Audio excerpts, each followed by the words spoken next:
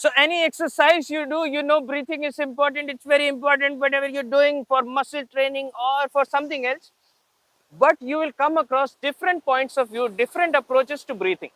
Now, something especially like body weight exercises that you find in the Indian traditional method, that is Dand, Baithak, Sapati, these kind of things, they kind of overlap between yoga and also Kushti, because asanas are being performed. There is Bhujanga asana, there is this asana, that asana, and at the other side, it's also an exercise. So the yoga people will say something else about breathing, and the exercise people might be saying something else about breathing. So the point of view in breathing, it's actually not as simple as this is right and that is wrong. According to the context, according to the requirement, according to whatever you want to do, sometimes breathing can be different.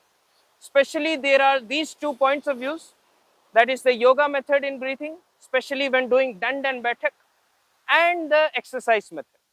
We'll try to look at what these are, and then you can kind of maybe decide what's better for you. So first of all, let us try to understand what these two approaches look like. First of all, the yoga one, you will find it done very slow, like Surya Namaskar. Well, Surya Namaskar is sometimes done fast also, but they're not doing it like an exercise.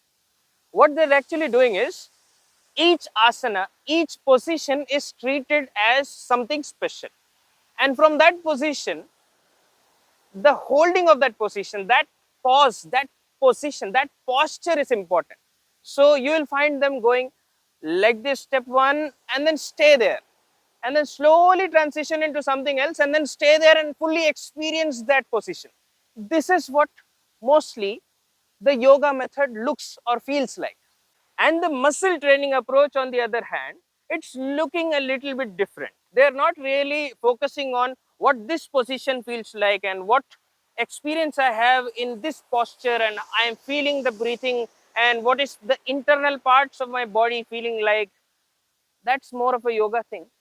When you find the exercise people doing it, you will see they're doing it a little more fast, and they are focusing on what's in between. Like a push up, they're not really worried about this position and this position.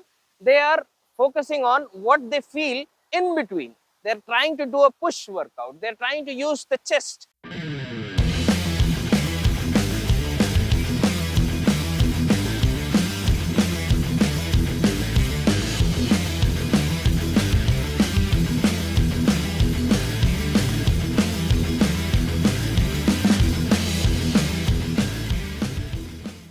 And generally, the breathing for this kind of a method, the exercise method, would be whenever the muscle contracts, you breathe out.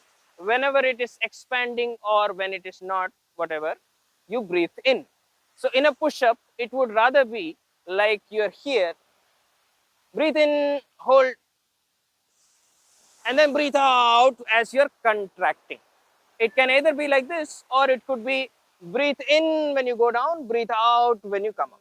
Basically, when a muscle contracts, that's when you breathe out. This is a general understanding of muscle training or a gym kind of a. Of course, this is also not general. There are variations in this as well. The yoga method, on the other hand, is not really looking at individual muscle or muscle groups. They are looking at the whole body as a single position, and in that particular asana, that's the right word to use instead of position or posture or stretch.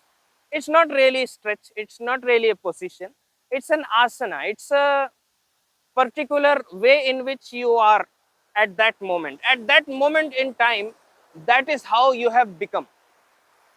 A Siddhasana would mean you have become like that. There's a certain feeling to that. Certain asana which has like a Hanuman asana. There are different asanas. It's on the spiritual level, mental level, from internally. However your body is, you are aligning your body into a different frequency and then trying to feel that vibe. That's what an asana is in a very deeper meaning. So their breathing will be more about how the internal body is feeling.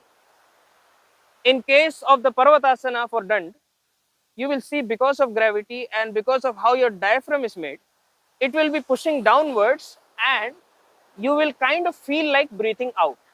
The position itself is like that, you will feel like breathing out. So that's why they say in a Parvatasana, they'll be breathing out.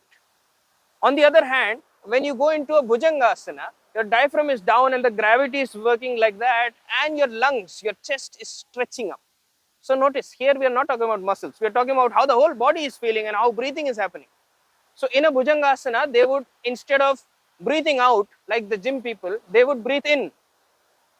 But now this approach has to be done in a lot more conscious, in a lot more slower way. Personally, now let us come to conclusion. Personally, what I like to do is, sometimes I am trying to feel asanas. Sometimes I am trying to do a stretch and then breathe in and then hold. That's also important. It has its own place. But most of the time, I am doing a dand for exercise purpose. I am doing it like muscle training. So when that is the case, I usually go with the other method in which you contract the muscle, you breathe out. And it's quite simple to teach also. It's quite simple to practice yourself as well.